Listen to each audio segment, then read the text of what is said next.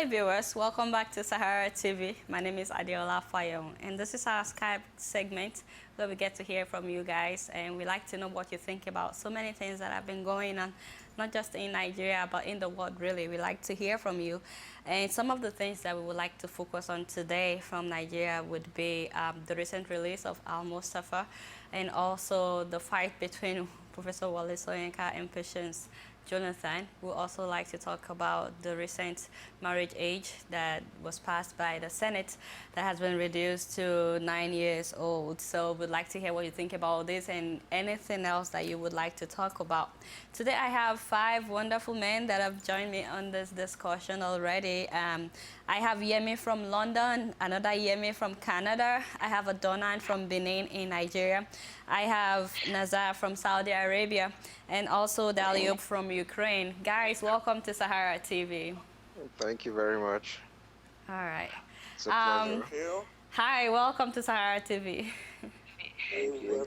Okay, so I'm just gonna start out by talking about, let's start with the release of Al-Mustapha. I wanna hear what you guys think about that, and I wanna start with Yemi from London.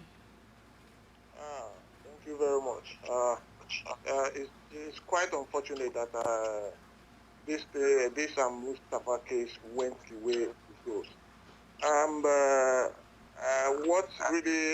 What really struck me is the way Nigerian judiciary, the way Nigerian justice system,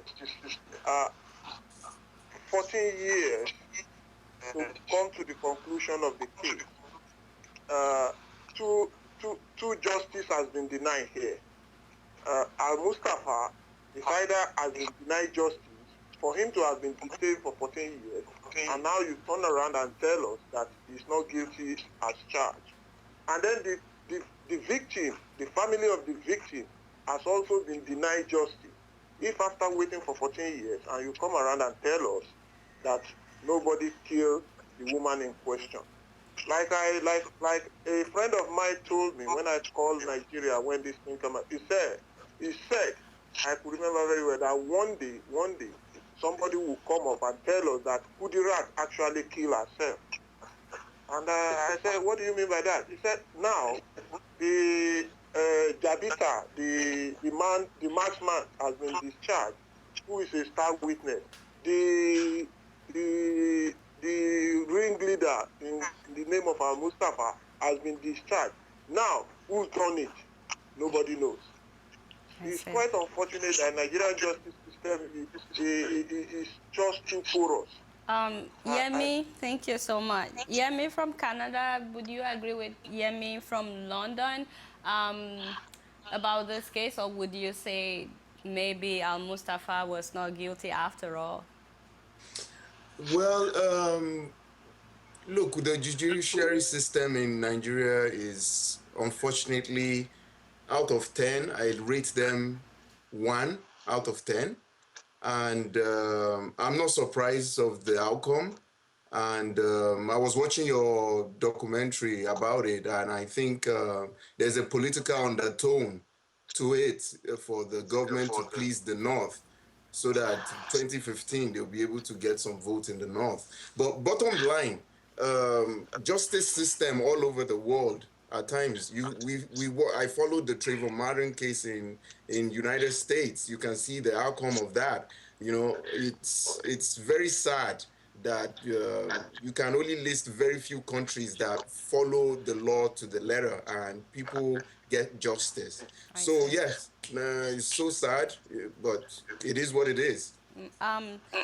Donan from Benin, this afternoon we spoke with the founder of OPC, Mr. Fashion, who actually accompanied Al-Mustapha back to Kano. And he told us that Al-Mustapha was not actually responsible for the killing.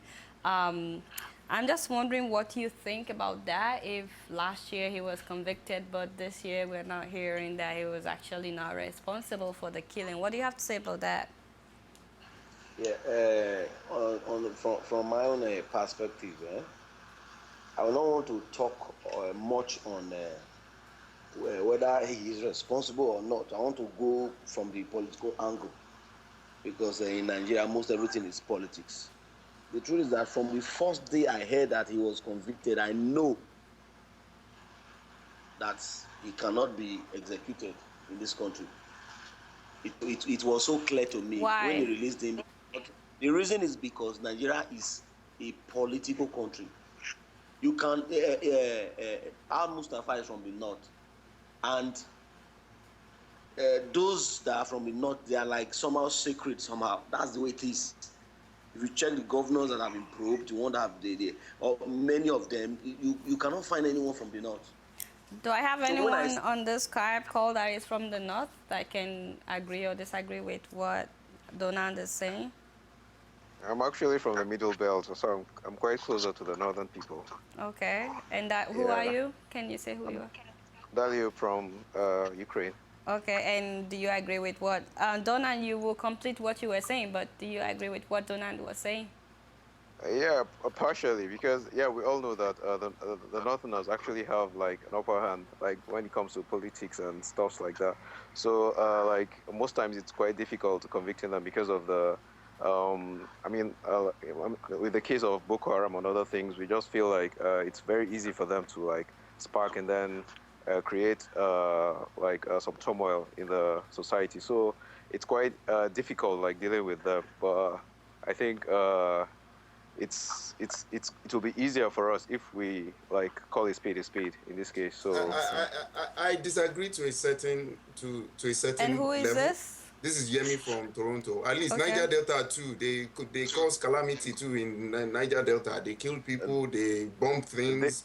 they And they they are being given money now. We know what's happening to them now. They are now all rich. So look, Nigeria is a political environment. I agree with Donald. Period. And the politics they play in the line of tribal and Kaba. There are a lot of Kabas, different Kabas. That's what I agree on. I see. So Donald, let me let you finish what you were saying. Okay. So, as I was saying, Nigeria is a very political country, and when things like this happens, expect the political part of it to prevail at the end of the day. Mustafa is a soldier man. If he was a person that really did it, he was instructed to do it by somebody. Okay, you cannot come and use the general justice system to come and judge somebody that is a soldier man instructed by his boss. That's on one side. Then from the political angle of it, the North owns this country, whether you believe it or not, whether you like it or not. They own Nigeria because if you watch this online interview granted by a press conference by Asari Dokubo, if you listen to what he said, so many things there are true. They okay, like oil in this country, they don't have any. They control more than 75% of it. Nobody says anything. Like this child, something of pedophilia, something. This age they reduced to 9 that anybody can get married from 9 years. Yeah, we'll It still is talk about that. that propagated it. They own Nigeria. They do anything with Nigeria. All right. So when they heard that he was convicted, is that I know from day one that it's not going to be possible. Not in this country. Thank you, Donna. Naza, I'm just wondering, do you think this has anything to do with election in 2015 at all? he's not here. He's not here anymore. Daliop, do you think this has anything Yes. to do with election in 2015? I'm not. I can't say for sure, but I think in a way it does, because I mean like it's always believed like in Nigeria that the politics actually originated from the north, so it's more like they're dominating like in politics and all that. So I think the release of Al-Mustapha is actually like is a stronghold, or it's actually like it's how do I put it? I mean like it's the backbone behind like the campaign or the political campaign in 2015. So it's actually like a factor which will which will affect the politics which will occur in 2015. I say thank you. There has been some arguments that Nigerian president is now known for releasing high-profile criminals. Please, can I come in there? Who is this? Yemi from London, please. Okay, go ahead. Yeah, you see, if there is any political undertone to his release, but if the present administration decide to align themselves with him, that will be another liability in their baggage. Have they not? I am telling you. I'm just wondering, have they not? Yeah, no, look, they are still doing it behind closed doors. Because he was released under this present administration, and I'm just, you know. No problem about that. You see, they are painting it as if it is the judiciary that released him. When they now come into the open that they want to ally their political undertone with him, it will be another liability in their back. You will see when it comes to 2015. You will see. I see. What I was actually trying to say before Yemi came in is the fact that Nigerian president is now known for releasing high-profile criminals, starting with Alamisia that was pardoned, and now Al-Mustapha. And the fact that when Alamisia was pardoned, there was no protest or anything. Will any of you guys say that Nigerians, that we are becoming complacent, or how do I say, that we are not really fighting for anything? Just to take a look at the Trayvon Martin's case, Americans have been protesting since that judgment. And I'm just wondering your view about the fact that it looks as if Nigerians, would you say Nigerians, we allow anything done by our leaders? Yeah, Adeola, can I jump in? And who is this? This is Yemi, Toronto. Okay, hi. Yeah. Now, Donald said something earlier on. He was saying that the northern elites, they are holding Nigeria hostage. They are the police. They own Nigeria. Right now, Nigeria, corruption and bad politicians, they have hijacked Nigeria. And these people, they are not up to 100 people. They are not up to 100. Now, Donald's tone is going toward more of like a sectional drive that, look, the Niger Delta people, they are the ones, the oil and gas is coming from them, and they are left behind. Yes, they are left behind because they allowed themselves to be left behind. Now, the 13% derivative of oil that's going to the states, what has the governors of that state, what have they used that money for? It's corruption. Education is to the minimum in the Niger Delta period. How many graduates do they have? Even the graduates they have, how do they think? Look, I've worked in Niger Delta. I know how these people, I know how they think. People that you want to construct road for them, they will say, no, don't construct road. You have to give us 50 million naira before you construct road. Look, so the Nigerian problem is very complicated. Is anyone here from Niger Delta? Yeah. I'm from Niger. All right. Before you answer, I just wanted to say that I wish we have someone from the north to talk about northern stand, because I would not like to generalize about the north, because I don't believe that. My thing is that I think our problems lies more in the hands of the kinds of leaders that we have. Thank you. I don't think it's just all the people in the north are the problem or something. No, I think it has a lot to do with who's ruling at the moment. But someone wants to join in on behalf of Niger Delta. Who's that? Donald. All right, Donald, go ahead. Yes. From what the last speaker said, you said those people that are holding Nigeria to ransom, they are not up to 100. And you were asking of the money that has been allocated to Niger Delta states, 13% derivation. I also want to say those same 100 people that you talked about, they are still hijacking that same money. Being a governor. No, I don't agree. In Niger Delta all my life, and I'm still in Niger Delta. Let me give an example. In Delta State, for instance, the governor of that place, due to one or two problems with the PDP, they are not being popular, they find a way, they rig their way in and all that to sustain the power. They will put them under pressure. You must bring something there for us to support you. Can the governor eat all this money alone? What does he want to do with the money? Go to the state. Then is the people that have allowed them. The people should vote. Is this Yemi from Canada? Yeah, Yemi from Canada. Okay, so I have a little bit of concern with what you're saying about the people. If you're, I mean, it's okay to blame the people of Niger Delta, but what about the people of Nigeria as a whole? We're allowing so many things. We're letting so many things happen.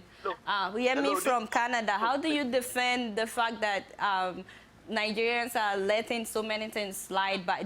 Have you participated in protests before, Mr. Yemi? Yes.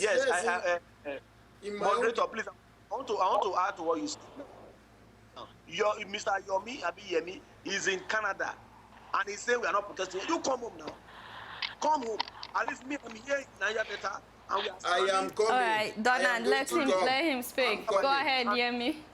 I'm coming. If you look at I write against everything that is bad. Anything I see that is not good, I write against. Is this Mr. Yemi talking? No, it's Donald. He doesn't. Okay, Donald, you say you write against everything bad that is going on in the government? Yeah. And I go against it. I stand and talk against it. I don't look whoever is there. What is wrong here is wrong everywhere in the world. You can see Canada and be saying we are not. All right, now let Yemi also answer that question. Okay. Well, fortunately, I've put in my best before I left Nigeria. Okay. That's number one. I started a company to try and create employment. Guess what? The people I employed that were begging me that give me job, they chop my money, my company crash. Now look, the problem of Nigeria are Nigerians. We are the problem of our problem. And if we want to solve our own problem, now Nigerians go solve them. Wait, so the problem of Nigeria are Nigerians. Yes, and the only people that can solve it is Nigerians. And I don't want us to say, I don't want us to say because he's from the north, he's just like what Adeola said, irrespective of wherever you are. Okay, let me jump in quickly. I have two new callers, just so you guys know. I have two new callers, and I just want them to say their names briefly before we go on. Okay, my name is David. David, you're calling from where? The UK. From UK. And the second person? Can you introduce yourself, the second caller that just joined in? Yes, my name is Freedom. I'm calling from Ireland. You're calling from where? Ireland. Ireland. Freedom from Ireland and David from UK. Okay, go ahead, the person that was speaking before I interrupted. Yeah, so the point I'm just trying to drive at Donald, he's saying I should come home. I'm going to come home. I'm planning, I have a plan already. I'm going to come home and try and make a difference, all right? Okay, Donald. Yes. Can I just say briefly that it's not only when you're in Nigeria that you can fight for the freedom of Nigeria? I heard what you said. But if you really want to fight very well, it's when you are here. Like I am here now. Can you be more specific? What, like, for example, if someone comes home right now, how then do they fight exactly? Yes. How if you come exactly home right, do we fight? If you come home right now, start condemning evil where you see it.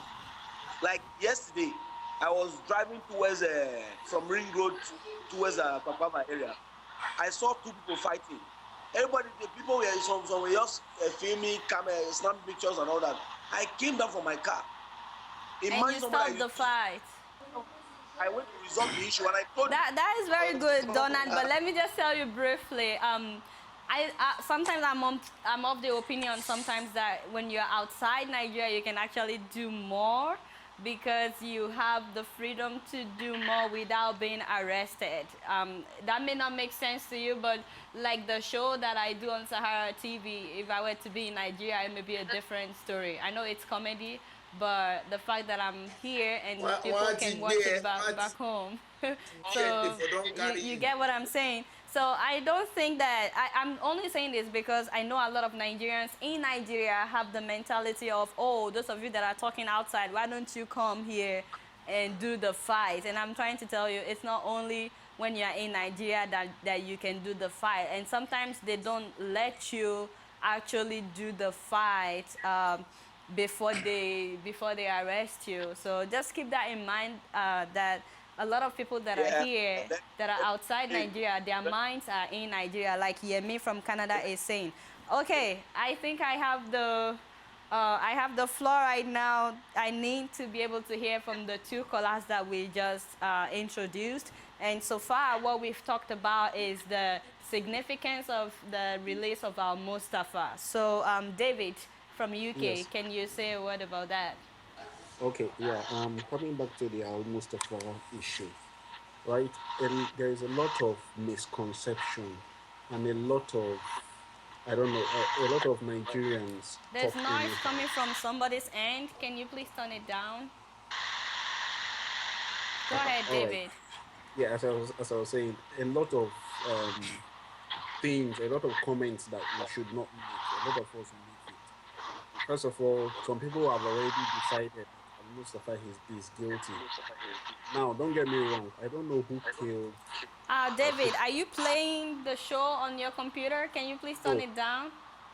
no, I'm Someone not is playing. playing it. Freedom, I hope you're not playing it. Can you please turn it down? All right, go ahead, I'm David. not playing it. All right, Donald. go ahead, David. So you're Okay. saying that Al-Mustapha may not be guilty? Well, the law says that you are innocent until proven guilty. And what the court said was that Al-Mustapha, no proof has been shown, no concrete proof has But do you been shown realize the that same law said he was guilty last year?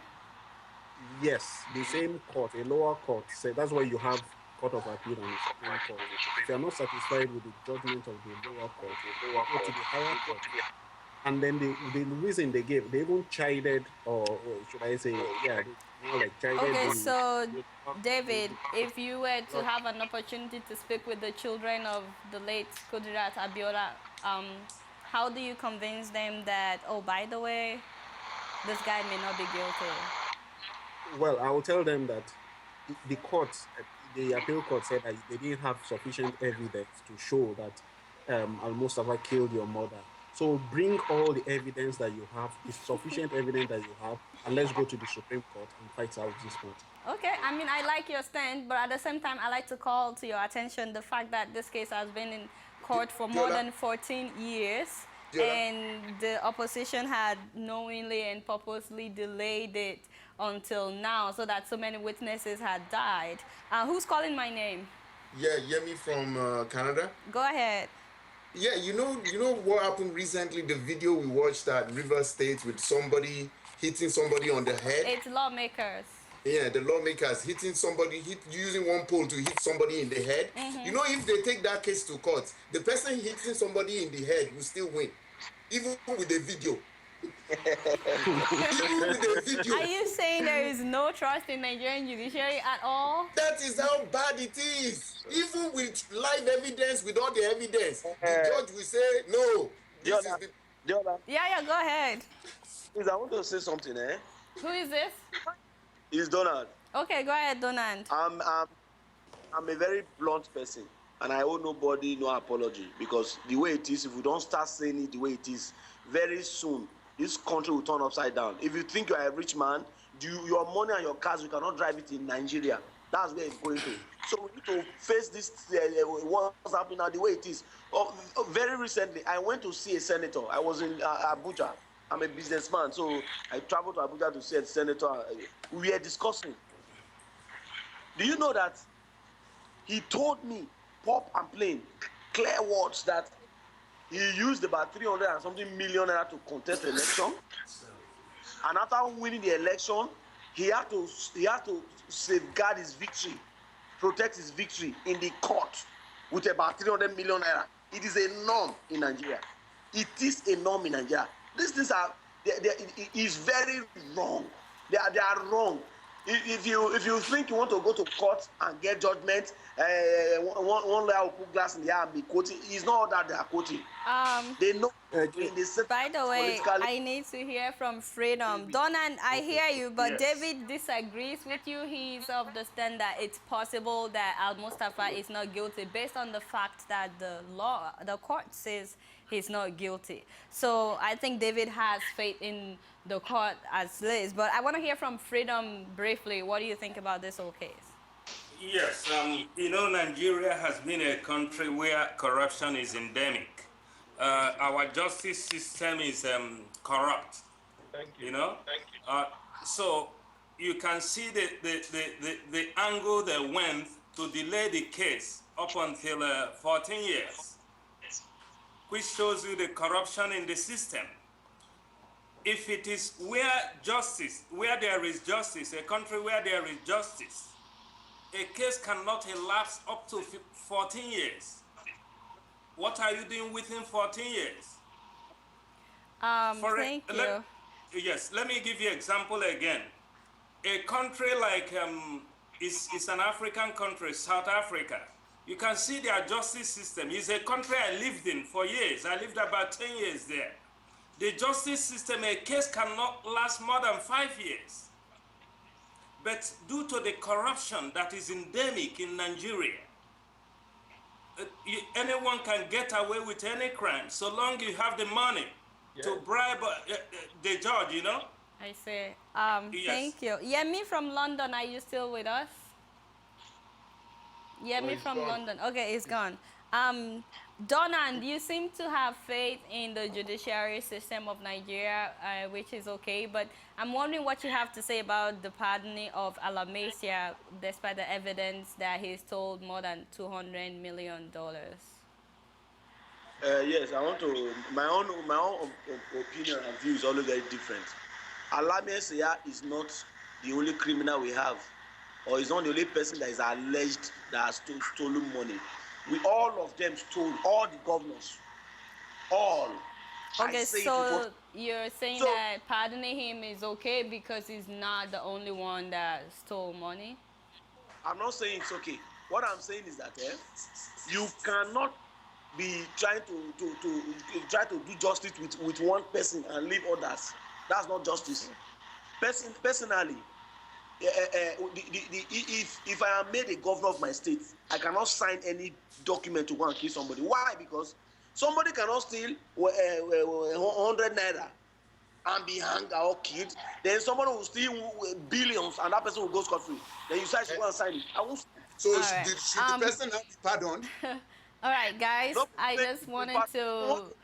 I want to point out something from what David is saying, the fact that... what's his name? Al-Mustapha is not the only one responsible. It was sent by someone, obviously, and there were some people that went to actually do the job. Where are those people who actually sent him? There are so many unanswered questions. But David, I'm of the opinion that that's not an excuse. No, that's not David. That's not my position, please. Oh, okay. That's not my position. Is that David? Yeah, this is David on the line. David from UK, you could hear me, yes. right? Okay, so Yes. I'm just trying to make sure that we're all on the same page. But No, I only have 3 minutes few more minutes for this first segment. But briefly, I wanted you guys to just chip in on the case between... Okay, the question is, do you think the Nigerian First Lady is getting... is her office stepping... Are they doing way too much by getting in Nigerian politics, or do you think Madam is just trying to help out with the fight between her and Wole Soyinka and her role in the River State crisis? Do you think she's just trying to help, or she's going overboard? Okay, David here. Let me comment on the First Lady. Right? Who is this? Perspective, David. David, okay, go ahead. Yeah, I think the First Lady is going beyond her responsibilities as a First Lady, beyond her bounds.